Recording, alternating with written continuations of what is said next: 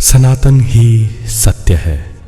क्या कभी सोचा है हजारों साल बीत जाने के बाद भी क्यों सनातन आज भी जीवित है, क्यों इसकी जड़ें आज भी अटूट है? क्योंकि सनातन कोई किताब का धर्म नहीं, ये जीवन जीने की पद्धति है। ये वो सत्य है जो हर सांस में बहता है, हर धड़कन में गूंजता है। ना आरंभ है ना अंत है इसका, ये तो अनंत का संपदन है। जो भी सत्य की राह पे चला उसके जीवन का यही जीवन चंदन है। एक गांव का दृश्य सोचिए, जहां एक साधु सुबह सवेरे गंगा किनारे बैठकर मंत्रोच्चारण कर रहा है। पास ही एक बच्चा अपने पिता से पूछता है, पापा ये साधु रोज यहाँ क्यों आते हैं? पिता मुस्कुराते हुए कहता है, बेटा ये साधु कोई नया काम नहीं कर रहे, ये वही कर रहे हैं जो हमारे ऋषि मुनि सदियों से करते आए हैं। यही है सनातन। बदलते युग, बदलती सभ्यता, लेकिन सत्य कभी नहीं बदलता। यही कारण है कि आज भी गंगा बह रही है, सूरज रोज निकल रहा है, चांद रात को उजाला कर रहा है। ये सब सनातन का ही प्रमाण है।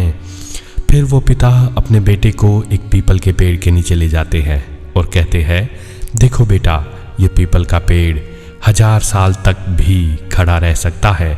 इसकी जड़ें इतनी गहरी होती है कि कोई तूफान इसे गिरा नहीं सकता। सनातन भी ऐसा ही है। इसकी जड़ें हमारे संस्कारों, हमारे ऋषियों, हमारे वेदों और हमारी आस्था में गहरी जमी है, इसलिए इसे कोई नहीं मिटा सकता। बेटा फिर पूछता है, लेकिन पापा लोग तो कहते हैं कि कई धर्म आए और चले गए। पिता की आंखें नम हो जाती है।